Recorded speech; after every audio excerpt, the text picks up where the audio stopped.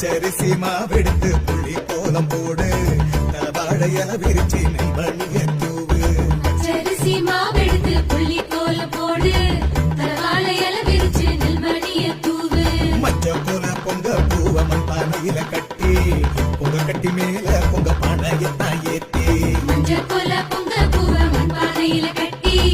பொங்க கட்டி மேல பொங்க பானையத்தான் ஏத்தி மன போல பருத்தி மாற வச்சு தீய மூட்டி அஞ்சு வெள்ளம் பச்சரிசியோட பொங்க